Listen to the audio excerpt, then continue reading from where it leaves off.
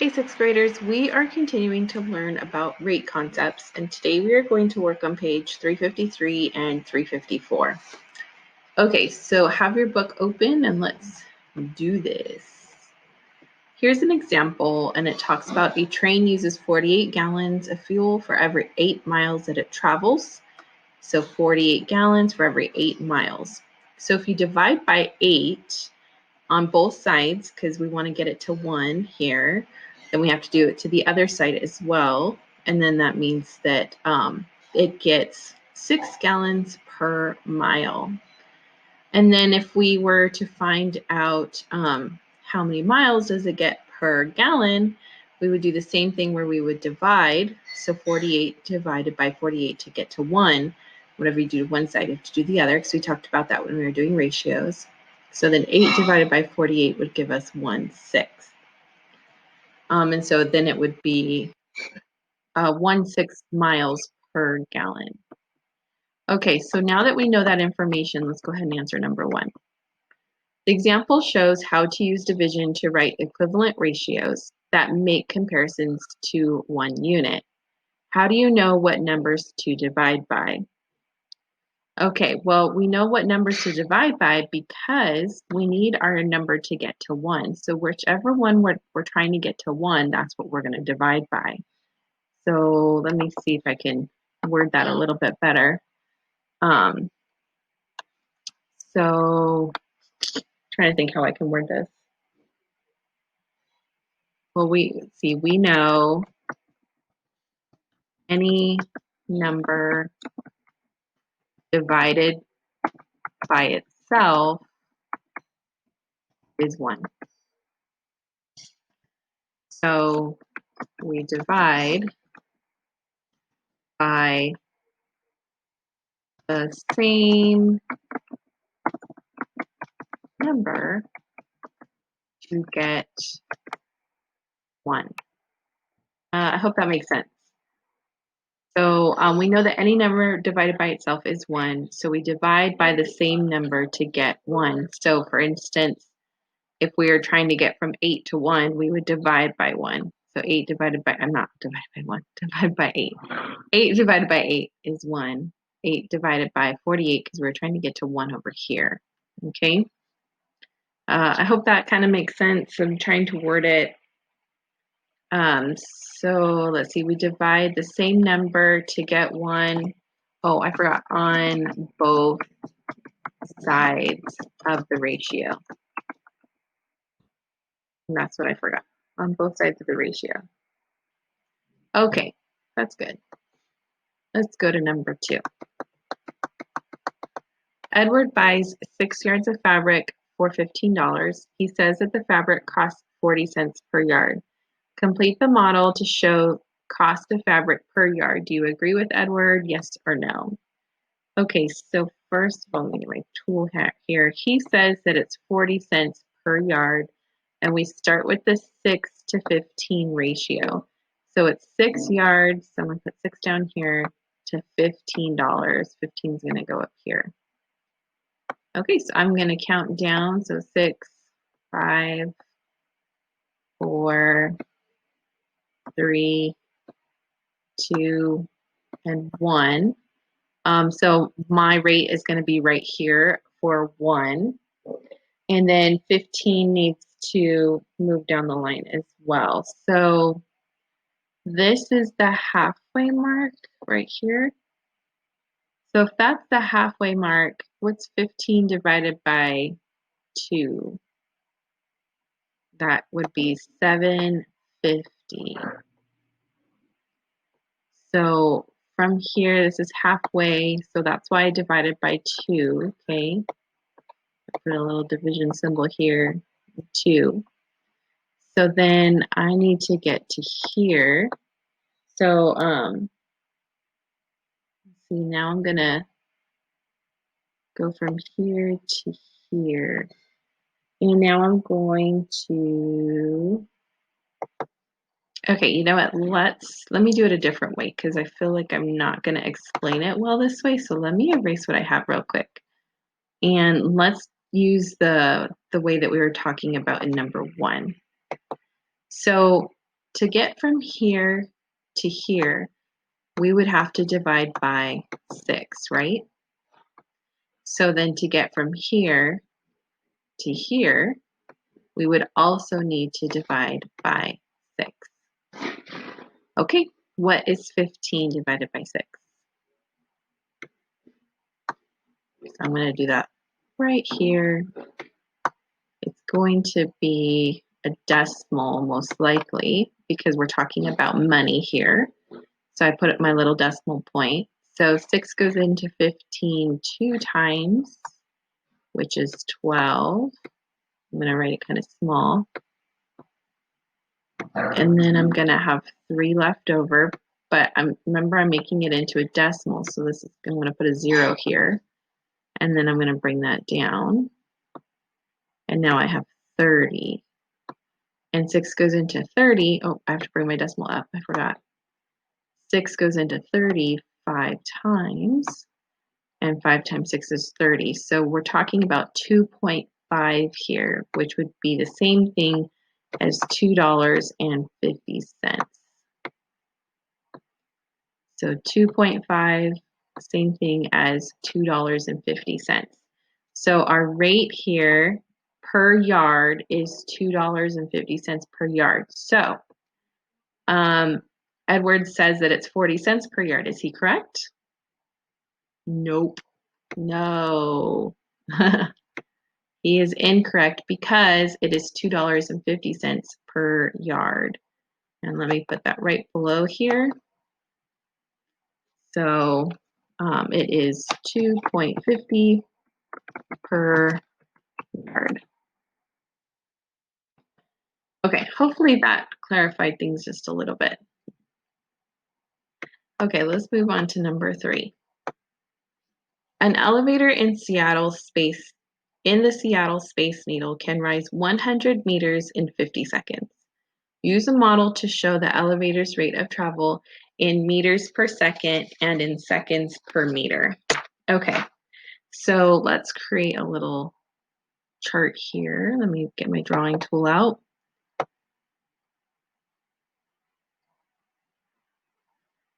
Here we go. Okay, so we're going to have our meters at the top of our chart, and then we're going to have our seconds here. So let me split this chart in half. You can do a number line if you're more comfortable. Okay, and I'm going to split this into 3s. 1, 2, and 3. Okay, so we have 100 meters. This is our original ratio, 100 meters per 50 seconds. Okay, and it wants us to get to travel meters per second. So how many meters per second? So I'm going to put 1 here. And then this is our question mark, okay? And then it also wants me to find how many seconds per meter. So I'm going to have a 1 here and a question mark here. Okay, so let's do this one first. How do I get from 50 to 1? I divide by 50, right? Because 50 divided by 50 is 1. So I'm going to divide by 50. And whatever I do to this side of the ratio, I also have to do to this side of the ratio. So what is 100 divided by 50? 100 divided by 50 is 2, because 2 times 50 is 100, right? Okay, so that's the first part. So let me go ahead and write that in our text box here. So that is per second. So the Space Needle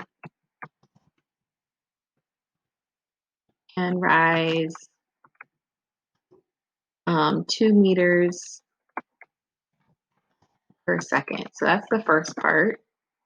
The second part we don't know yet because we have to do our math. Okay, so now we're going to do the same thing, but how are we going to go from 100 to 1? How do we go from 100 to 1?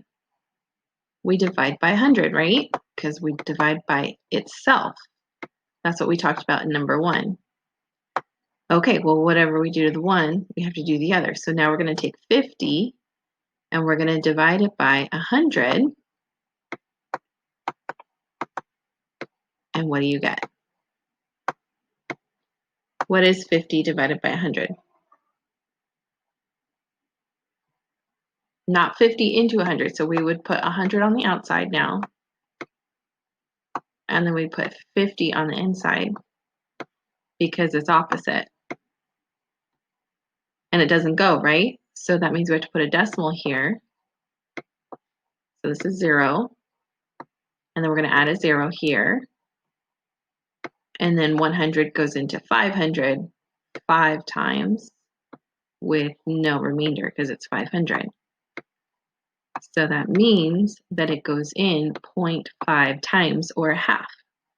So the answer here is 0.5. Because we're talking about seconds, we don't need to put it into a fraction. So now we can say, let me see if I can, there we go. Now we can say the Space Needle can rise 0.5 seconds per meter. Here we go. And we are done with number 3. Okay, number 4. Zahara rides with her dad to her grandmother's house. They travel 159 miles in 3 hours. Her uncle George lives there separately from his home. At what speed does Zahara's dad drive in miles per hour? So draw a model to show your work. Okay, so let's do a number line. So one line. So we will make the top line our miles, so M for miles, and then our bottom line H for hours. And then we have 0 and 0. And we know that he drives 159 miles in 3 hours. Okay, so I'm going to count down 2 and 1. So how do I get from 3 to 1? Because we want to know how many miles he drives per hour. So how do I get from 3 to 1? Well, I divide by 3, right? Divide by itself. And whatever I do to one side of the ratio, I have to do the other side. So now I'm going to divide 159 by 3.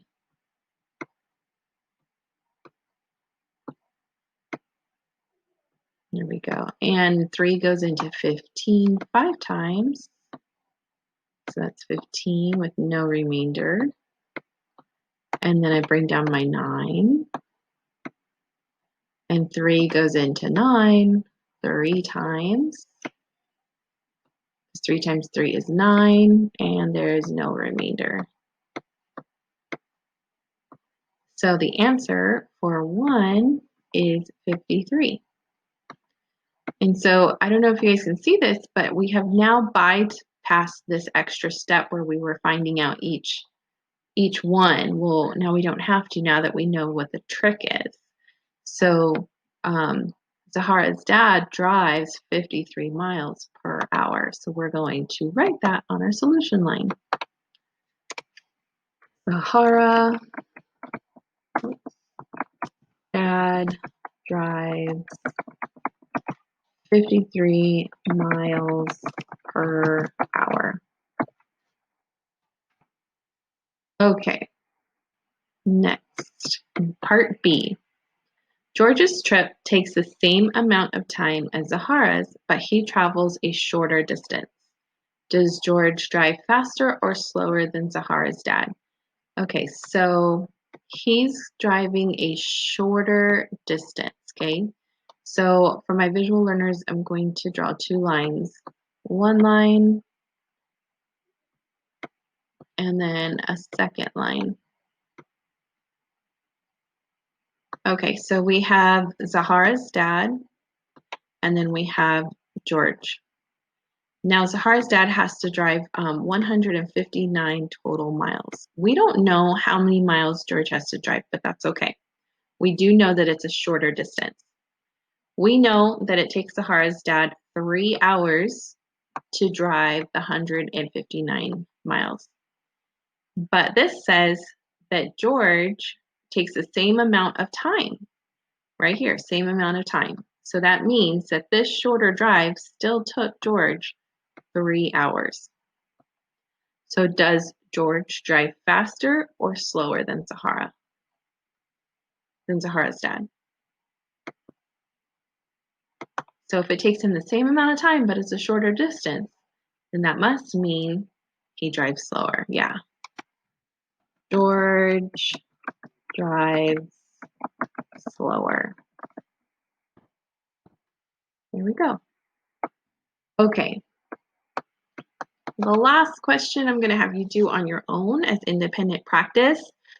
Take a picture of your work, please, and submit it. And of course, if you have questions or need help, come see me during office hours, and I will see you guys later.